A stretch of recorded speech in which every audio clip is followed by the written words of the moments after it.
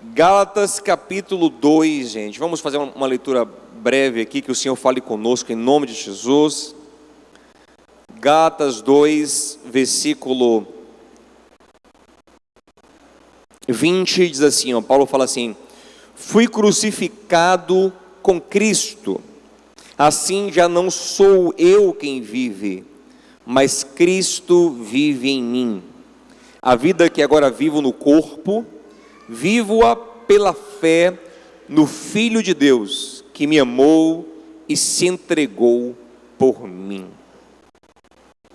Deixa eu propor uma reflexão aqui bem breve, e eu quero que você pense com muita sinceridade. Às vezes quando nós estamos assim ouvindo uma palavra, e o pregador, o professor, ele nos desafia a refletir, a gente tende às vezes a buscar pensar na resposta certa, na resposta ideal, mas isso nos afasta muitas vezes da resposta real.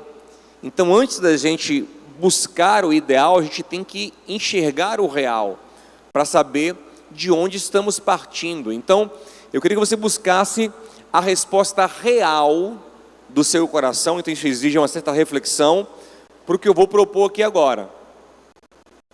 Preste atenção. O que é que você preferiria viver? Você preferiria ser uma pessoa de sucesso na sua profissão, uma pessoa que se desenvolveu, que cresceu, que prosperou muito financeiramente, que é reconhecida por um bom trabalho, que se destaca no mercado, que é elogiada, que conquistou um patrimônio, construiu um patrimônio, e que pode olhar para os seus filhos e dizer: olha, papai, mamãe se esforçou, batalhou, lutou, e agora está aqui, eu posso deixar para você essa herança, esse legado, esse exemplo, e ser um exemplo para muita gente de alguém que cresceu e que lutou e que batalhou e que se esforçou e que empreendeu e que conquistou, e inspirar muita gente nesse sentido. E isso, gente, que eu estou falando aqui, nada disso aqui é ruim, isso é bom, ok? Essa é a opção número 1. Ou você preferiria ser um herdeiro que não tem mérito algum na construção de um patrimônio maravilhoso, que ninguém elogia, que não é exemplo de nada, porque você simplesmente nasceu na família que tem patrimônio e herdou. Quem arrebentou mesmo foi seu pai, ou seu avô. Foram eles que construíram, eles que fizeram, e você mal administra. Na verdade, na sua mão a coisa ficou até menor, mas tá. E você consegue viver muito bem assim. Agora eu te pergunto, sinceramente, você prefere a opção 1 ou a opção 2? Talvez a gente fale às vezes 2 pensando em não ter trabalho. Mas será que de fato é gostoso para o nosso coração, para a nossa autoimagem, para a nossa autopercepção ser alguém que não conquistou nada, gente? Será? Será que o herdeiro que não construiu, que não somou no processo, porque tem herdeiros e herdeiros, né, gente? Tem herdeiro que e eu não falo nada contra o herdeiro, não, mas tem herdeiro que ele tocou a empresa, ele tocou os negócios, ele herdou e deu continuidade, e fez crescer, ou fez coisa. Mas alguns não, eles simplesmente vivem daquela herança e acabou, não fez muita coisa. Você acha que a imagem dele é tão forte quanto a do outro que construiu? Será que a autoestima dele é tão bem firmada? Será que ele tem um senso de realização tão grande quanto o que construiu? Eu acredito que não também. Eu acredito que pensando em nossa autoestima, pensando em nossa autoimagem, pensando em nosso senso de realização, a primeira opção ela costuma ser melhor do que a segunda. Agora, a segunda tem essa clara vantagem de não ter que se esforçar tanto, apesar de que eu acho que o esforço é algo também que nos fortalece, que nos amadurece, que nos faz aprender, nos faz crescer. O esforço não é algo ruim, mas pensando no sentido de poder aproveitar talvez mais a vida em alguns aspectos, é bom. Mas assim, a primeira opção parece mais honrosa, ok? Agora, se eu te disser que espiritualmente falando, nós só temos a segunda opção.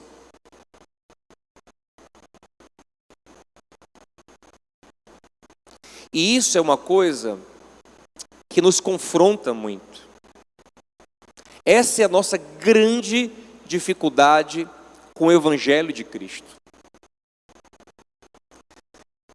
Porque ele vai dizer para mim e para você que por melhor que você pense que é, você não consegue conquistar o que é necessário, você não consegue ser. O que você é insuficiente, o que você é está reprovado. Imagina você está na escola, está na faculdade, e você não conseguir a aprovação, por mais que você estude, você não vai conseguir. Imagina você ter o sonho de comprar uma casa, um carro, sair do aluguel, fazer uma viagem com a família, e por mais que você trabalhe, você não vai ter o dinheiro suficiente. Não é difícil isso? Agora pense que espiritualmente essa é uma realidade. Que nós não conseguimos viver uma vida de fato abençoada, cheia da graça de Deus, cheia da paz que excede todo entendimento, da alegria do Espírito, do fruto do Espírito. A gente não consegue com o nosso esforço. Isso é um golpe muito duro na gente. E a única forma de conseguir é recebendo a herança de Cristo. A herança do Senhor. Então, o que há de mais importante em nossa vida, que é ser filhos de Deus, amigos de Deus, a gente não conquista, e assim,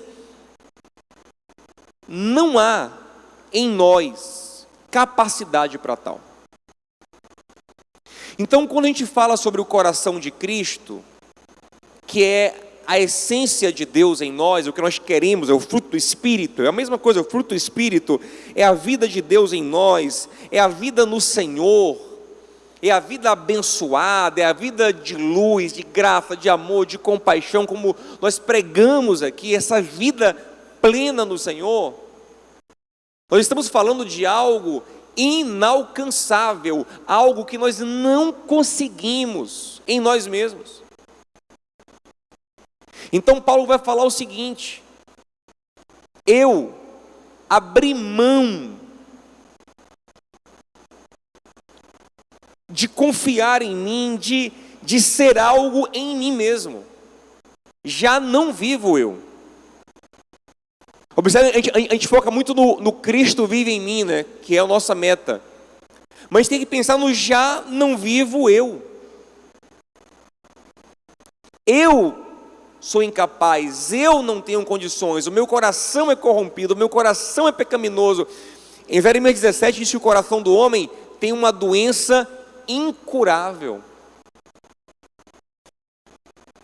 Então só existe uma forma de eu viver de acordo com a vontade de Deus, que é Cristo, o Espírito Santo, tomando o controle da minha vida. Então isso exige que eu de fato olhe para mim como um ser fracassado, que não consegue, que não chegou, que não atingiu, que não é suficiente. E você olha para você assim?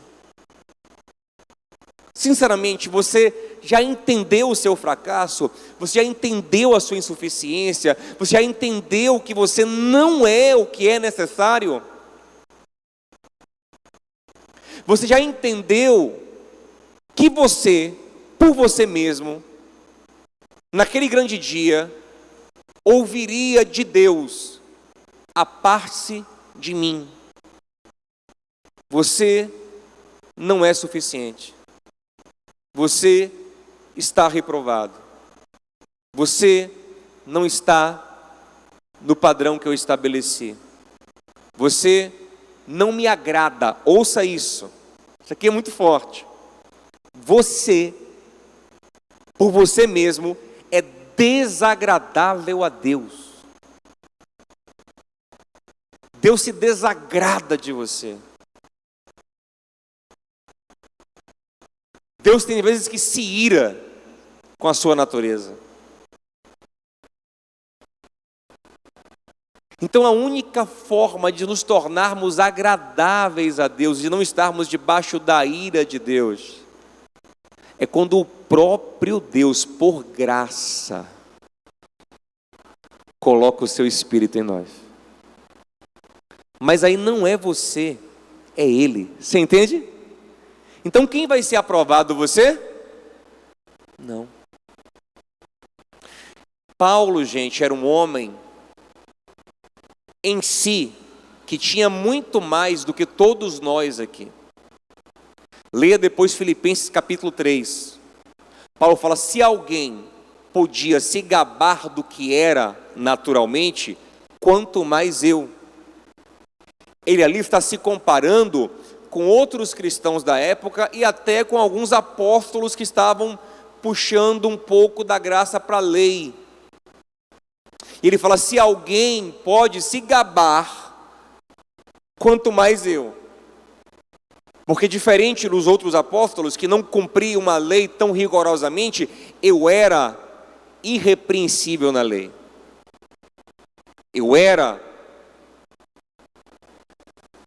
honrado, respeitado. Eu alcancei no meu esforço o auge. Mas ele fala: eu abri mão de tudo. Eu considero tudo como esterco, como cocô de vaca.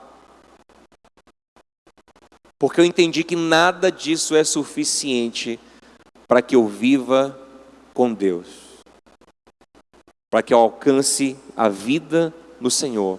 Então eu larguei tudo. O que eu considerava lucro, ele fala, eu considero agora perda para receber Cristo, para ganhar Cristo.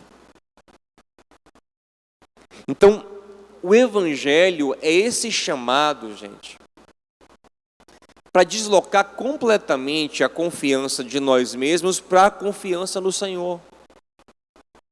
E por que isso é tão necessário? Porque o Senhor precisa ser o nosso fundamento e o fundamento que nós propomos para os outros. Porque se nós confiarmos em nós mesmos, nós também levaremos as pessoas a confiarem em nós mesmos. E isso será o fracasso delas, porque nós não somos confiáveis. Nós somos instáveis. Nós somos fracos. Nós falhamos, nós erramos. E quem sustentar a vida em nós está frito. É o que diz Jeremias 17, maldito é o homem que confia no e aparta o seu coração do... Porque quando eu fundamento a minha vida no que é humano, seja em mim mesmo ou no outro ser humano, eu automaticamente estou apartando o meu coração do Senhor. Então eu preciso entender que na verdade toda a graça, toda a vida de Deus, ela vem do alto. Romanos 11, 35, né, Paulo vai falar... Porque dele, 36, porque dele, por meio dele e para ele são. Então glória, pois, a Ele. Se nós não entendermos isso, nós vamos comunicar isso também, que de alguma forma as pessoas podem confiar em nós. Eu falo não é confiar de estar junto aqui num retiro, falo de confiar existencialmente em nós, em colocar a esperança, a fé da sua vida em nós, e isso não é verdade. Nós não somos a referência absoluta, nós não somos a confiança de ninguém, nós não somos o sustentáculo de ninguém. Nós precisamos que as pessoas olhem para Jesus e confiem nele. Ele é o fundamento, ele é a rocha, sabe? Mas para que cheguemos nesse lugar, para que nós mesmos confiemos em Jesus e nós mesmos transmitamos aos outros a confiança em Jesus, nós precisamos olhar para nós como essas pessoas que não são esse sucesso que queríamos ser. E isso dói, isso fere, isso desconstrói. Então nós somos, espiritualmente falando, o segundo exemplo. A pessoa que não conquistou a salvação, que não conquistou a bênção, que não conquistou um lugar especial na igreja, por seu mérito, por seu esforço, nós não somos nem devemos querer ser, porque isso é satânico, isso é maligno, isso é diabólico.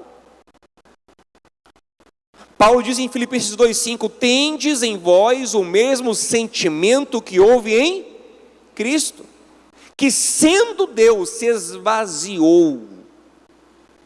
E se aquele que era Deus se esvaziou, quanto mais a gente que está longe de ser Deus. Nós temos o sentimento do esvaziamento, do não ser, da insuficiência.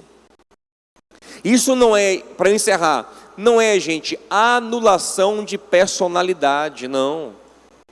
Deus pode usar a sua personalidade, o seu temperamento para a glória dele. Mas até a sua personalidade e o seu temperamento, eles são fracassados em si mesmos. Eles são bênção no Senhor. Seus talentos, seus dons, sua família, seu casamento, seus filhos, eles são bênçãos por causa do Senhor. Isso tem que entrar muito profundamente. Porque o coração de Cristo em nós, ele exige essa construção de confiança plena nele. Eu não conseguiria, mas em Cristo eu consigo.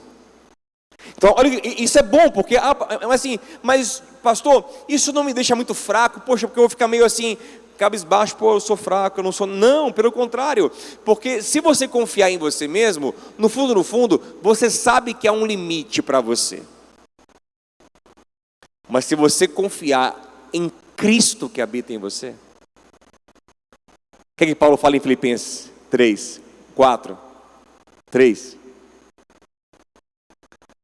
Eu posso, 4:13, eu posso todas as coisas naquele que me fortalece.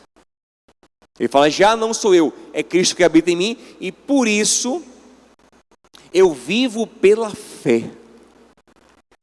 E tudo é possível ao que crê. Eu não posso, mas Cristo em mim pode tudo. Efésios 3:19, né? Ele é poderoso para fazer infinitamente mais do que pedimos ou pensamos, segundo o quê? O poder dele que habita em nós. Então, apesar disso esvaziar o meu ego, me potencializa, porque eu agora não estou mais nos meus limites, eu estou confiando em Cristo em mim. Cristo em nós, como Paulo fala aos Colossenses, é a esperança da glória. Mas para encerrar, fica a pergunta: será que de fato nós queremos isso, gente? Eu me pergunto isso várias vezes, porque essa é uma batalha do meu coração também. Muitas vezes eu quero ser em mim mesmo, eu quero ser legal, ser, sabe, conquistar, e realizar, e e ter algum tipo de reconhecimento. Todos nós travamos essa batalha interna. Essas bactérias da nossa microbiota, bactéria do orgulho, da vaidade, elas estão em nós. E nós queremos que as pessoas reconheçam, nós queremos chegar em certo lugar. E olha, como a gente falou no primeiro dia, essa microbiota pecaminosa, ela é insaciável. Você chega em certo lugar, em certa posição, em certo reconhecimento, aí você quer mais. E você quer mais. E você quer mais. E você quer mais. E mais. E mais. E mais. E mais. E mais. Agora, Paulo era alguém que cada vez mais estava se esvaziando. Isso parece burrice aos olhos do mundo. Parece burrice se esvaziar. Para me esvaziar, deixar de ser. Mas quanto mais vazio de nós estamos, mais podemos ser cheios dele. E aí entra, para mim, a grande inteligência do processo. Porque eu falei aqui no começo, né? Sobre os dois exemplos. Alguém que conquistou ou alguém que herdou.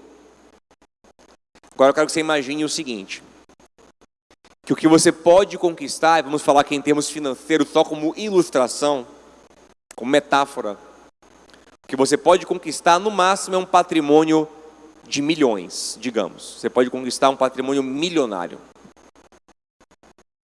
Mas o que você pode herdar é um patrimônio bilionário.